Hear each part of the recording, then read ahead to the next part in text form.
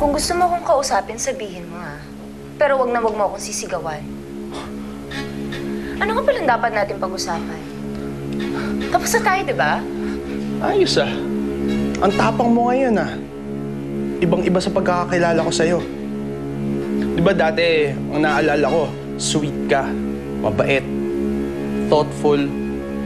Pero ano yun ha? Mali lang ba talaga pagkakakilala ko sa'yo? So, paano ba kayo nagkakilala ng tatay ko ha? Para din ba nung tayo? Naging damsel in distress ka rin, tapos tinulungan ka niya ha? Ayos oh. Yun na talaga naging style mo. Ngayon nakuha mo na daddy ko. Anong plano mo sa kanya, ha? Papaasahin mo siya, tapos iiwan mo rin tulad ko? O baka naman gagamitin mo lang siya para sa pera niya? Wala kang karapatang pagsalitaan ako ng ganyan dahil ako ang niloko mo. Ako ang pinaasa mo at ako ang ginamit mo. At kung ano man na naging buhay ko pagkatapos natin, wala ka nang pakialam doon.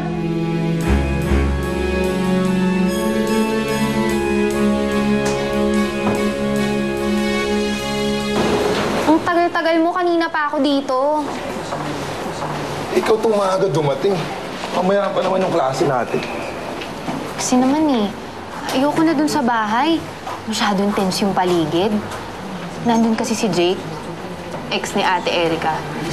At ito itong Jake na to, anak lang naman ni Kuya Jaime. Kamusta naman yun, di ba? Teka lang. So you mean yung anak ng mapapangasawa ng ate mo? Yung ex-boyfriend niya?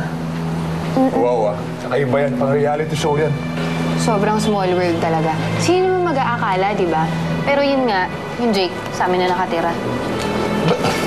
Ikaw yung apektado dyan. Nag-aalala kasi ako kay Ate Erica eh. Kasi alam mo, first love niya si Jake. At nung naging walay sila, masyado siyang nasaktan. Ayoko lang na tong Jake na to makagulo pa sa buhay namin. Lalong-lalo na sa relasyon ni Kuya Jaime at ni Ate. Kailan maayos na lahat eh. Masyado talagang mapapil kay Daddy yung babaeng yan. Nakakainis! Isipin mo, tutungo-tungo pa kunyari, api-api. Ikaw naman kasi. Ganyan ka parate, nagmamaktol, nagagalit, nakikipag-away to get what you want. Bakit di mo subukan makipagbati kay Erica? Are you crazy? No, I would never do that over my dead body. Never. Kita mo na. Doon pa lang tinalo ka na ni Erica. Nangyari mabait siya para mahuli ang loob ng daddy mo. If I were you, why don't you use your strategy? Kunin mo ang loob ng daddy mo. Ang loob ni Erica. And once you have their trust, mas madali para sa'yo, para siraan sila.